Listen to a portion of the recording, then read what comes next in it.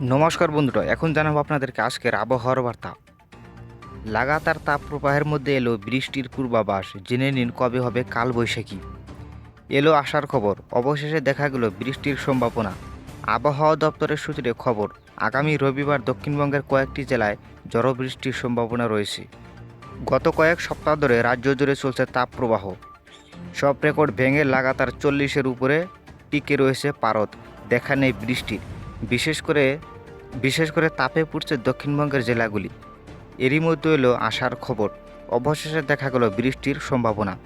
আবহাওয়া দপ্তর সূত্রে খবর, আগামী রবিবার দক্ষিণবঙ্গের কয়েকটি জেলায় ঝড়ো বৃষ্টির সম্ভাবনা রয়েছে। পূর্বাভাস অনুসারে আগামী রবি ও সোম ও মঙ্গল অর্থাৎ 5, 6 ও 7 মে দক্ষিণবঙ্গে ঝড়ো বৃষ্টির সম্ভাবনা রয়েছে।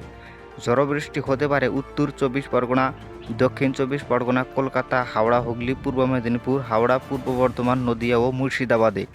কালবৈশাখীর ঝড় বৃষ্টিতে সাময়িক স্বস্তি মিললেও তা দীর্ঘস্থায়ী হবে না বলে অনুমান। হতে পারে শিলাবৃষ্টিও। অর্থাৎ আগামী সপ্তাহেও রাজ্য জুড়ে বজায় থাকবে তাপপ্রবাহের পরিস্থিতি।